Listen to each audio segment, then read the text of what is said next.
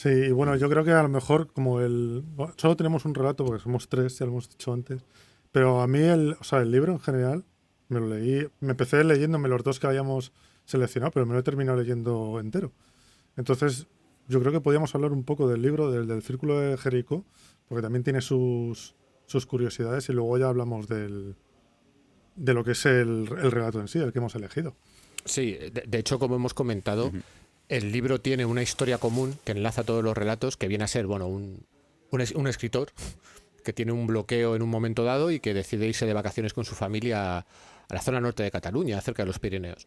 Y en una excursión de repente llegan a un cráter. Yo no sabía que había una zona volcánica, por cierto, en el norte de los Pirineos. Yo tampoco, y además no lo he mirado, ¿eh? Y yo tampoco he contrastado, lo mismo es una invención para el relato, pero bueno, la cuestión es que en ese volcán van él con su mujer y su hija y se encuentran que en el centro hay una serie de 7 individuos, creo recordar que eran, que están como realizando algún tipo de ritual de la Pachamama, una cosa un poco... Te lo vende él desde su punto de vista como un poco hippie, ¿no? En un momento dado interaccionan con ellos y empieza a venir una tormenta muy fuerte y se tienen que refugiar en una cabaña. Y dentro de esa cabaña ellos le empiezan a contar qué es lo que hacen, ¿no? Y básicamente su idea es que ellos cuentan historias para que esas historias no ocurran. Y con esta excusa, pues uno a uno van a ir contando cada uno una historia, cada uno de estos 7 personajes pintorescos, a la vez de que ellos se van describiendo y te van explicando un poco cómo es cada uno. Y lo que hace es aprovechar esos relatos que ya había escrito previamente para que cada uno de los relatos lo cuente uno de estos personajes. Yo, aparte de lo que habéis comentado Sí, porque de... además los relatos estaban escritos de antes, no se hicieron Sí, sí, sí. aposta para el libro. Sí, él comentaba en una entrevista que podía haberlo. Dice que no le gustaba el hecho de que habían otros autores que cogían cuentos suyos, se los juntaban y pumba, ya tenían un libro. No, él le gustaba más el hecho de poder currarse un poco lo que es las antologías. Entonces, por eso hizo una historia que hilaba todos los cuentos. Yo Sino que en parte se Vale. agradece, ¿eh? Porque él te da te lo deja mucho más redondito, no es uno, otro, otro, otro. Sí, hombre, te va dando pie. A mí también me recordó mucho ahí, yo como siempre sabéis que me voy al mundo del cómic, hay una parte de ese maravilloso cómic que se llama Sandman, en el que se llama El fin de los mundos, en el que van a una posada, que es la posada del fin de los mundos, donde se refugian de una tormenta precisamente muchos seres fantásticos que cada uno tiene que contar una historia, ¿no? Entonces a mí también me recordó a eso, pero yo creo que es un tropo común, ¿no? En la literatura, lo de gente que se junta para contar historias. Al final, no nos olvidemos, o sea, Frankenstein surge de que en un verano particularmente frío en una villa en Italia, pues se juntan Shelley, Byron, la mujer de Shelley, que es Mary Shelley, y Polidoris, y de ahí surge Frankenstein, surge el vampiro de Polidoris, y creo que no surge nada más, pero bueno, yo solamente con Frankenstein, que todo el mundo lo considera como la primera novela realmente de ciencia ficción, a mí ya me vale, ¿sabes? O sea, son tropos comunes, yo creo, y en fin. Cierto es que yo voy a dar mi opinión, me parece que la historia que hila todas, a mí no me ha terminado de gustar, me parece que está un poco forzada, pero es cierto que cumple su función, que al final es lo que quieres, ¿no? Que cada personaje cuente un poco por qué está ahí, que haya un misterio de por qué esos 7 personas se juntan, qué es el círculo de Jericó y cuál es su función, y sirve para dar pie a los relatos, ¿no? Pero a mí había momentos en los que sí que me gustaba mucho, sobre todo creo que el problema no es cómo está construida la historia, el problema es cómo algunos personajes me sacaban de la historia, que algunos personajes están Yo es que mejor integrados que otros.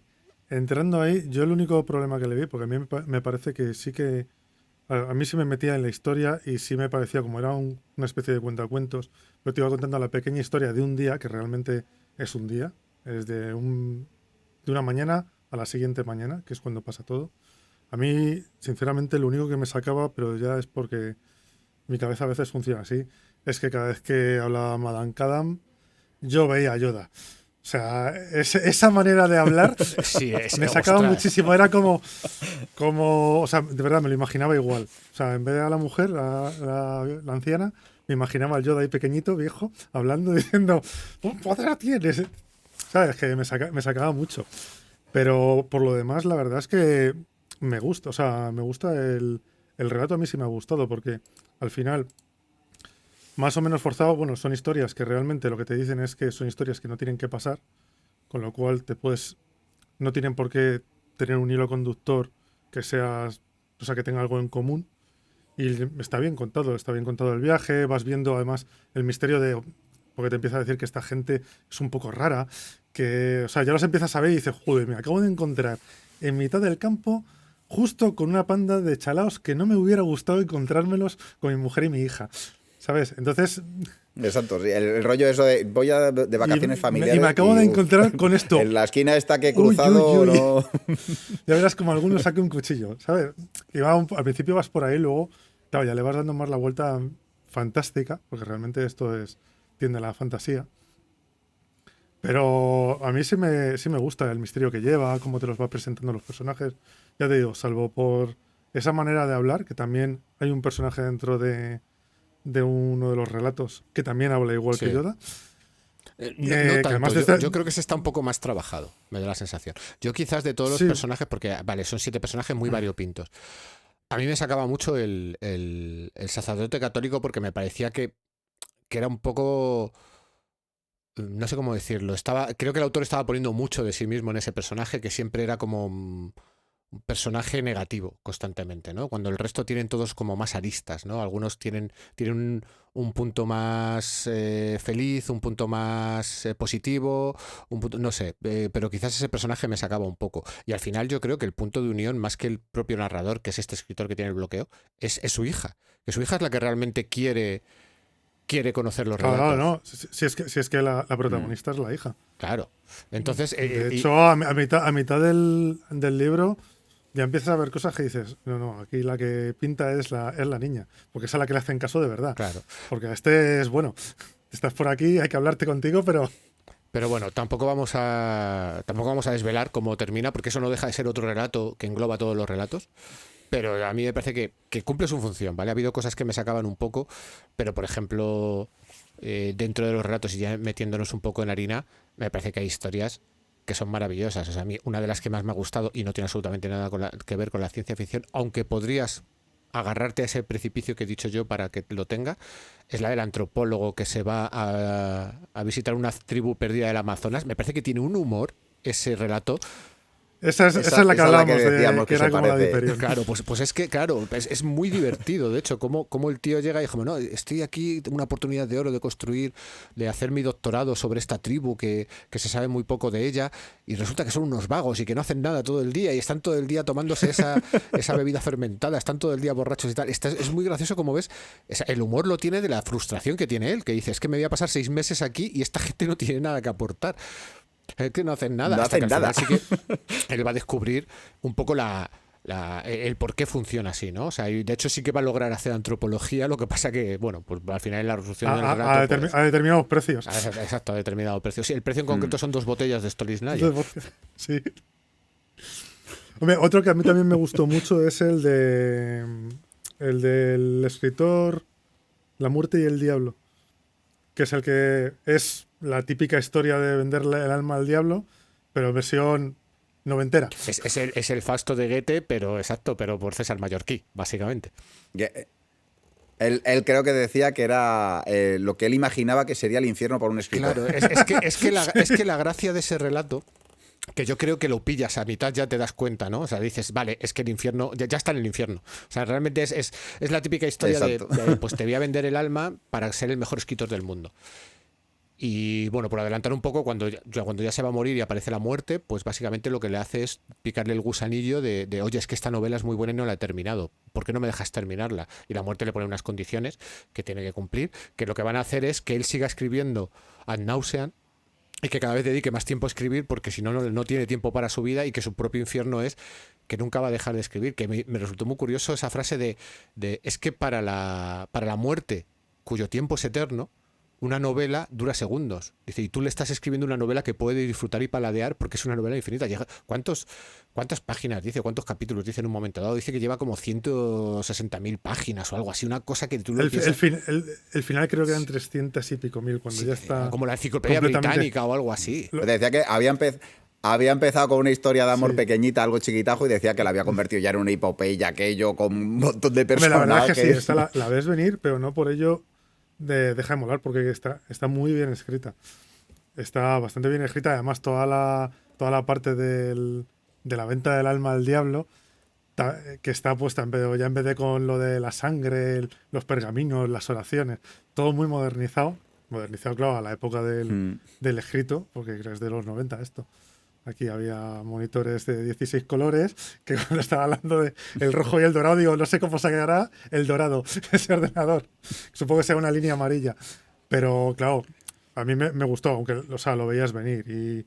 Y el giro, o sea, según lo estabas leyendo, dices, está aquí ya te estás engañando a ti mismo, vaya.